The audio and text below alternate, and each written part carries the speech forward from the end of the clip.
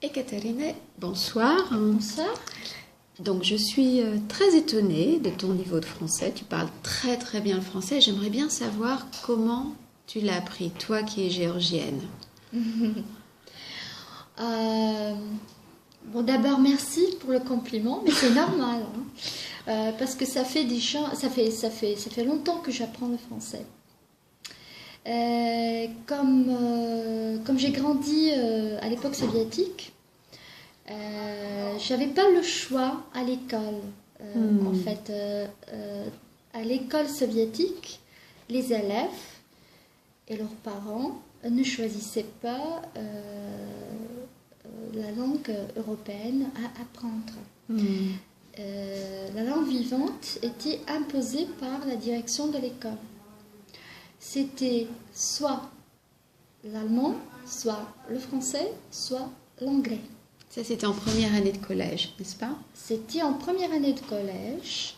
Et à l'école primaire, vous appreniez oui. le géorgien? À l'école primaire, tout le monde apprenait le géorgien, évidemment, mais aussi le russe. Le russe avait le statut de la deuxième langue maternelle. C'est un terme un peu paradoxal, mais ça existait à l'époque. Mais c'était une langue étrangère pour tous les Géorgiens, évidemment, parce que le russe est très différent du géorgien. Donc, en première année du collège, on commençait une langue européenne. Dans mon école, c'était l'allemand qu'on enseignait. Et voilà, j'ai commencé à apprendre l'allemand. J'étais une très bonne élève. On me disait que j'étais la meilleure. Autour de moi, personne ne parlait français, sauf ma mère qui parlait un tout petit peu. Elle avait des bouts de phrases dans la tête. Elle avait des bouts de petits poèmes, des phrases, des poèmes surtout, de Prévert, de Verlaine, mais il y avait aussi des traductions, quelques traductions des poèmes géorgiens en français qu'elle connaissait, qu'elle me lisait quand j'étais toute petite. Parfois elle me chantait, parce qu'elle adorait le français, elle ne parlait pas du tout, mais elle avait appris le français à l'école. Et mon frère et moi, nous on adorait le français, on adorait écouter la sonorité, la mélodie du français. Il y avait aussi une histoire avec la musique française. Et la musique française, il faut que je vous explique ce que c'était la musique française à l'époque soviétique. C'était Édith Piaf, Joe Dassin et Mireille Mathieu. C'est tout. Surtout Mireille Mathieu, parce que on adorait Mireille Mathieu parce qu'elle était belle. C'était un peu un symbole de la femme française, d'une vraie française, avec une coupe de cheveux un peu étrange, un peu bizarre, mais qui était très à la mode en Géorgie soviétique à l'époque. Ouais. Et quand et moi j'écoutais, et moi aussi j'adorais Mireille Mathieu. Hein, on avait des vinyles, des chansons de Mireille Mathieu, et moi j'essayais de comprendre un peu ce qu'elle chantait. Alors je mettais ces vinyles, et comme je ne savais pas écrire ni lire en français, j'essayais de transcrire les chansons, ce que j'écoutais, ce que j'entendais, avec l'alphabet, avec des lettres géorgiennes, avec l'alphabet géorgien. Puis j'apprenais tout ça par cœur, j'essayais de mémoriser et je chantais comme elle. Voilà, ça c'était mes premiers pas en français, dans l'apprentissage de français. Puis après, à l'âge de 15 ans, en fait j'étais un peu j'étais une adolescente. C'était une crise ado. Parfois, je dis que c'était une sorte de crise ado. Quand je me suis dit, il faut que je fasse quelque chose de très original, quelque chose, je ne sais pas. J'étais un peu rebelle. Hein, et je voulais plus apprendre l'allemand. Et je me suis dit, je vais apprendre quelque chose de nouveau. Et j'avais pas choisi l'anglais. Tu sais pourquoi? Parce que tout le monde apprenait l'anglais autour de moi. Je me suis dit, je vais apprendre le français. En plus, ça me plaît beaucoup. J'aime beaucoup ça. Il y a ma mère qui me lit tout ça, etc.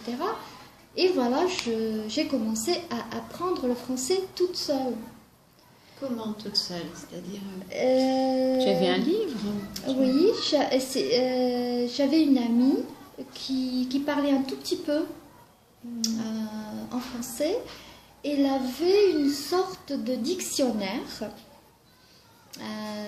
où il y avait des phrases toutes faites avec des transcriptions à côté. Hein. C'était un livre russe d'ailleurs, c'était un dictionnaire russe. Il y avait des traductions en russe à côté. Et j'ai commencé à apprendre des phrases. Puis un jour, dans ma famille, on avait remarqué que j'apprenais comme ça le français. Et il m'avait proposé des cours privés. Il m'avait proposé, et ils m'ont dit, bon, on va te payer des cours privés. Et comme ça, tu vas apprendre le français. Parce que dans ta ville, il n'y avait aucun lieu, il n'y avait pas d'institut français Non, ou d'alliance française. Pas encore. Il n'y avait pas d'institut privé qui enseignait le français. Non, pas encore. Et donc la seule solution dans ce cas-là, c'était les cours privés à domicile. Et voilà, à l'âge de 16 ans, ou 15 ou 16 ans, j'ai commencé comme ça petit à petit à apprendre le français. Et puis je suis entrée à l'université de Kutaisi, de ma ville, à la faculté, ça s'appelait la faculté des langues européennes, des langues et littératures européennes, et la spécialité s'appelait la langue et la littérature, langue et littérature française. Mais comment est-ce que les autres, excuse-moi, comment est-ce que les autres étudiants avaient appris le français? Si à Kutaisi, dans ta ville, il n'y avait pas d'école où on apprenait le français. Si, il y avait des écoles, il y avait quelques écoles où on apprenait le français, mais c'était pas mon école. J'avais pas la chance d'être dans une école où on enseignait le français. Ça, c'était le problème. D'ailleurs, j'étais à l'université, j'étais la seule étudiante n'ayant pas appris le français à l'école. Bien sûr. Et j'étais pas la meilleure au départ. Évidemment, parce qu'il y avait les autres étudiants qui avaient commencé à apprendre le français à l'âge de 5 ans, de 5 à 6 ans. Donc c'était normal au départ. Donc j'ai dû travailler, j'ai bossé. Moi, je ne sortais pas. Après les cours, je rentrais chez moi. Je fermais la porte. J'éteignais mon téléphone. Il n'y avait pas de téléphone portable, évidemment, mais je ne répondais pas aux appels de mes amis parce que mes copains, mes amis de l'université, ils sortaient ensemble après les cours, ils allaient danser, je sais pas, ils allaient au cinéma. Moi, comme je n'étais pas la meilleure au départ, et je voulais être la meilleure, moi je rentrais chez moi, je fermais la porte, c'est vrai, et je lisais des livres. Je lisais beaucoup. Parce que Parfois, quand on me demande comment est-ce que tu as appris, comment est-ce que tu as... Ok, la grammaire, d'accord. On peut lire une règle de grammaire, on peut la comprendre, on peut faire des exercices, beaucoup d'exercices. Et au bout du compte, tu peux utiliser cette notion de grammaire dans la conversation. Ok. Mais comment est-ce que tu as réussi à enrichir le vocabulaire dans une année? Tu sais comment je lisais beaucoup? Je lisais tout. tout ce qui me tombait sous les yeux. En français. Tout. Oui, en français. Je lisais, je cherchais des mots, je consultais tout le temps, j'avais tout le temps le dictionnaire à côté. Et puis il y avait la prononciation. Je n'avais pas une bonne prononciation. Et moi je tenais un petit miroir. Je regardais, il y avait de petits dessins dans un bouquin de phonétique. Là où on montrait comment il faut prononcer tel ou tel son, telle ou telle voyelle, surtout les voyelles nasales. Tu n'avais même pas de cassette audio, enfin rien du tout, ou tu avais quand même des documents audio? Pas chez moi. À la fac, oui, il y avait un laboratoire de langue où on écoutait, il y avait des cassettes, il y avait des bobines, comme ça s'appelle, des bobines. Ouais. Il y avait des bobines à l'époque. Ah oui, on écoutait ensemble, tout ça. On avait des cours de phonétique. C'était des cours intensifs d'ailleurs, en première année à l'université. Oui, à l'université, mais pas chez moi. Chez moi, j'avais pas de cassette, j'avais rien, mais j'avais un petit miroir que je tenais devant, comme ça. Je regardais mes lèvres, je regardais ma langue, mes dents, tout ça, et j'essayais d'imiter, de répéter ce qui était dessiné dans les livres. Incroyable. Et puis, voilà, j'ai beaucoup travaillé. Mes parents... Ils se moquaient de moi un peu. Ils étaient inquiets peut-être. Parce que, oui, ils étaient un peu inquiets, mais ils se moquaient. Mon père, il se moquait de moi. Il me disait, moi aussi j'étais étudiante dans ton université. Je travaillais pas comme ça. Qu'est-ce qui t'arrive? Voilà. Oui, tout le monde était étonné. Après... la première année, donc à la fin de la première année, on a passé des examens de français, évidemment. Il y avait un examen écrit, c'était la dictée. La dictée et des exercices de traduction, je crois, des phrases simples. Il fallait traduire des phrases simples. Et l'examen oral, évidemment. Pour l'examen oral... Non, il y avait un texte inconnu, on appelait comme ça, texte inconnu, un extrait de texte adapté, évidemment, en première année, c'était pas un texte de Flaubert ou Maupassant, mais un texte très simple. Il y avait aussi, on appelait, la deuxième question, c'était le sujet de conversation.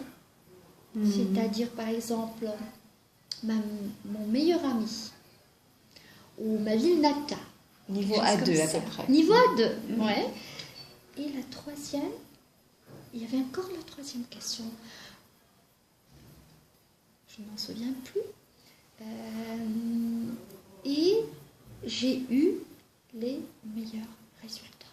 Et tout le monde était étonné parce que tout le monde savait que je n'avais pas que c'était à l'université que j'avais commencé à apprendre vraiment le français. Parce que quand je suis entrée à l'université, je ne connaissais que 5 adjectifs. Petit, en français, petit, c'est vrai, petit, grand, et les 3 autres étaient les adjectifs, les noms de couleurs. Waouh. C'est vrai. Voilà l'histoire d'une passion, donc passion pour la langue. Oui, je crois que oui. Donc quand on est passionné, on peut... En fait, on dit... c'était dans le manuel de français de première année, à l'époque soviétique, qu'on lisait un proverbe français. Vouloir, c'est pouvoir. Je crois que c'était la première leçon du manuel. Et c'est vrai. C'est vrai. Il faut vraiment travailler pour réussir. Tu penses que tu réussis à inculquer cela à tes élèves? Oui, exactement. Parce que, oui, je sais qu'il ne faut pas parler de son expérience devant les étudiants comme ça. C'est mal vu, hein, maintenant, surtout. Parce que les professeurs, ils ne doivent pas parler de leur vie, de leur expérience, de leur enfance, je sais pas. D'accord, oui, je suis d'accord. Mais parfois, je leur raconte... La bouche. Parfois, je leur raconte cette histoire. Un peu plus brièvement, évidemment. Oui. Évidemment. Pour C'est une très les belle histoire. motiver. Très belle histoire. Merci beaucoup, Ekaterine. Et Merci à toi, Sylvain. bonne continuation en tant que professeur de français aujourd'hui. Merci beaucoup, Sylvain. Je voulais